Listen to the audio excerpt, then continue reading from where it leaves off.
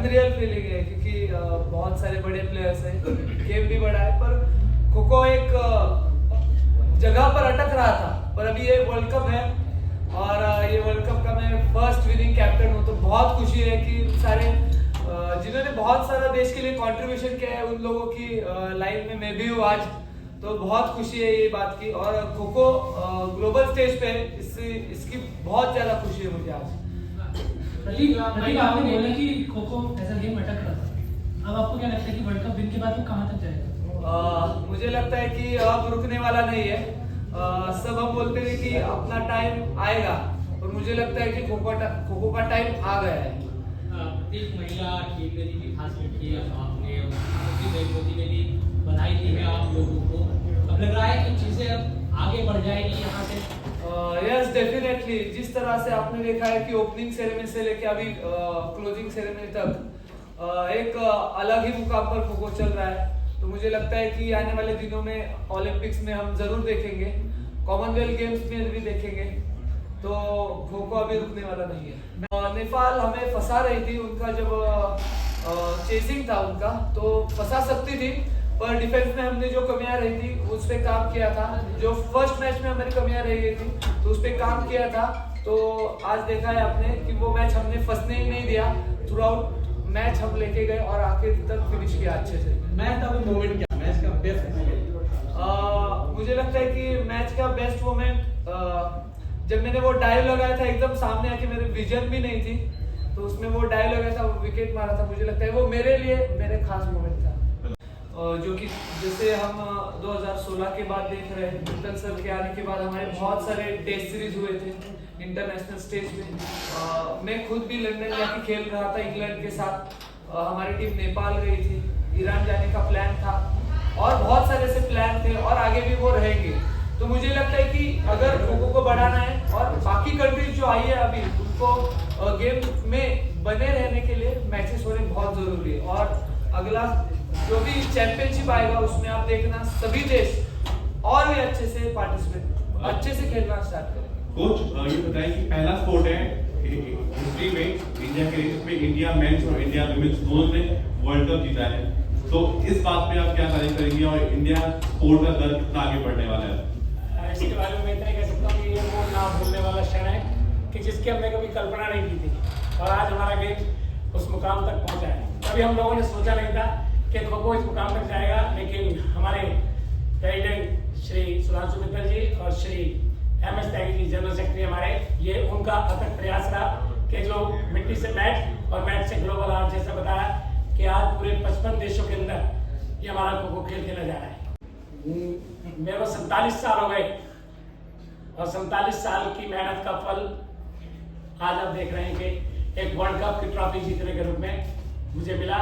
और ये जो हमारे लड़के जिन्होंने आज खेल दिखाया, एकदम बिल्कुल बिंदास, इन लड़कों ने जो जैसे हम लोगों की स्ट्रेटेजी थी, जैसा हमारा प्लान था, उस प्लान के मुताबिक इन लोगों ने खेल दिखाया, और हम लोग आज ट्रॉफी के साथ आप लोग गर्ल्स और बॉयज दोनों टीमों के बारे में बताइए, दोनों प्रदर्शन देखा, किसका बेस्ट था और दोनों ने कैसा प्रदर्शन किया, दोनों को समावेश कर। इस चीज का तो आप ही बता सकते हैं, आप लोगों ने मैच देखा, आप लोगों ने खेला है, आप लोगों ने देखा है, ये आप अच्छी तरह बता सकते हैं कि कौन बढ़िया खेला है और किसने ज्यादा कंपटीशन, मतलब ज्यादा पब्लिक को एंटरटेन किया है। एज ए कोच आपके नजर से दोनों टीमें हमारी अच्छी थी, बैलेंस दोनों टीमें थी, और मैच के हिसाब से जो कंट्री थे उनका जो हम लोगों ने जो पहले एनालाइज किया था टीमों को, उनके सारे वीक पॉइंट जो उनके स्ट्रॉन्ग पॉइंट थे, उस हिसाब से जो हमारे गर्ल्स टीम के कोच हैं सुमित भाटिया जी और हम लोगों ने, कभी हम लोग बैठते थे साथ जब कैंप में थे, तो हम लोग यही स्ट्रेटेजी बनाते थे कि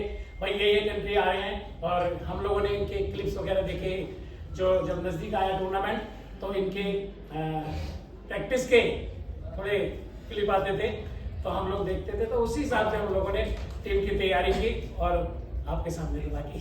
वहाँ मैच पर किसने ज्यादा टेंशन दी, साउथ अफ्रीका ने या नेपाल ने? मुझे लगता है कि नेपाल के साथ 2 मैचेस हुए थे, तो नेपाल की टीम टफ थी, but south Africa was also good, क्योंकि उन्होंने बहुत स्पीड दिखाया था, बहुत मतलब स्पीड में भी थे और अजाइल भी थे, तो मुझे लगता है कि दोनों ने भी बहुत सारा कंपटीशन दिया है हमें। तो उनसे खेल के भी बहुत अच्छा लगा। वो भी हमसे सीखे, हम भी उनसे सीखे कुछ, तो ये बहुत अच्छी चीज़ है।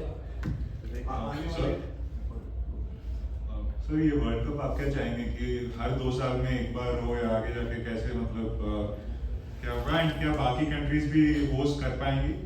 ये तो देखिए हमारी जो इंटरनेशनल फुटबॉल फेडरेशन है ये तय करेगी, लेकिन अभी जैसा कि सुनने में आया कि अगले 2 साल बाद ये टूर्नामेंट फिर ऑर्गेनाइज होगा इंग्लैंड में होगा। ये अभी घोषणा कर दी जाएगी।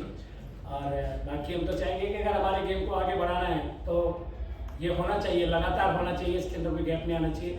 और कोशिश है जैसे कि हमारे प्रेसिडेंट साहब हर इसके अंदर बोलते हैं कि आने वाले एशियाड के अंदर और जो ओलंपिक के अंदर पूरी कोशिश है, और वो कोशिश तभी पूरी होगी कि अभी जो 55 देश खेल रहे हैं उन्होंने कहा है कि आने वाले अगले 2-3 सालों के अंदर हम अगर 100 देशों के अंदर 100 कंट्रीज के अंदर अगर खो खो को स्टार्ट करते हैं और वो खेलना शुरू करते हैं, इंटरेस्ट लेते हैं, तो नेचुरली है कि आने वाले 2032 के ओलंपिक के अंदर हम लोग देखेंगे कि खो खो भी उसमें शामिल होगा।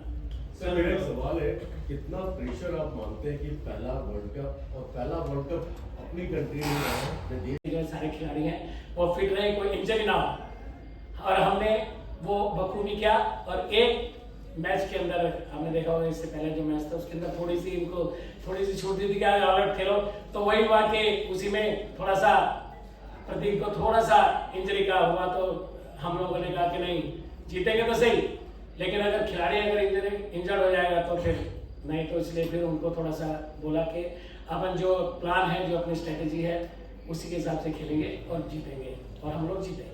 इंडिया सबसे बड़ी टीम है, कभी क्या ऐसा मौका भी आया कि दूसरी कंट्रीज को मोटिवेट करने के लिए आप कहीं स्लो हुए?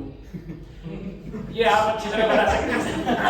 आप लोगों ने पूरा टूर्नामेंट देखा है और आप कंपेयर कर सकते हैं गर्ल्स टीम में और मेंस टीम में कि इंडिया की गर्ल्स टीम और इंडिया की मैन टीम जो है, आप खुद स्ट्रेटेजी तो आपकी रही है ना?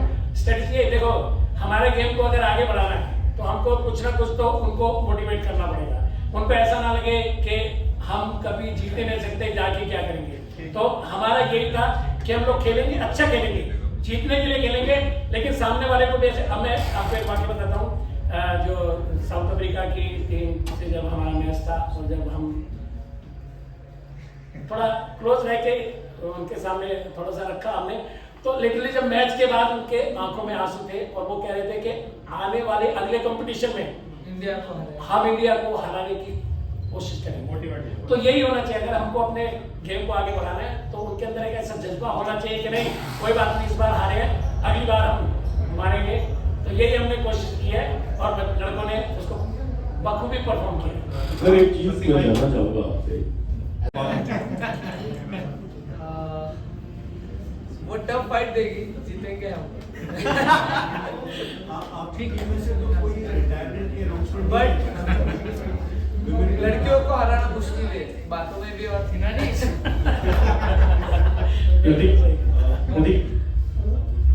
आपकी टीम में से तो कोई रिटायरमेंट के अनाउंसमेंट नहीं है ना, क्योंकि वुमेन्स में वही है। मुझे लगता है शायद ये क्वेश्चन मेरे लिए ही है, because I am experience, but मैं अभी भी खेल रहा हूँ कि मैं ओलंपिक्स तक खेलूँ। लेकिन एक बात मैं कहना चाहूंगा कि एज बेशक ज्यादा हुई है, लेकिन गेम अभी भी हमारे जो यंग प्लेयर है उनसे काफी अच्छा है। तो ऐसा नहीं लगता कि हमारी टीम में कोई ऐसा है कि जो रिटायरमेंट के लिए जाए। बहुत डेफिनेटली वो बहुत हमें हेल्प किया कि टैलेंट आइडेंटिफाई। आपने देखा होगा रामजी कश्यप जो बेस्ट प्लेयर है, वो अल्टीमेटली की खोज है। वो नेशनल्स में खेला भी नहीं था, सीनियर नेशनल्स में, बट जब से वो लड़का जो वो प्लेयर रामजी लीग में आया है, आपने देखा होगा फर्स्ट सीजन का वो बेस्ट प्लेयर है, सेकंड सीजन का बेस्ट प्लेयर है। आदित्य गणपुले है जो लास्ट सीजन खेला है, फर्स्ट लीग में उसने बेस्ट डिफेंडर का अवार्ड लिया है, और सेम फॉर्मेट अभी यहाँ पर भी है। तो ऐसे बहुत सारे लड़के हैं, सर ने देखे, उनको फाइंड किया है, हमारे सभी कोचेस ने फाइंड किया उनको, कैंप में उनके ऊपर काम किया है, तो उनको देख के ही ये टीम सिलेक्शन हुआ है, तो बहुत हेल्प हुआ है। सर लास्ट बस आप ट्रॉफी ले जाइएगा और डांस करने के लिए रेडी हो जाइएगा। यस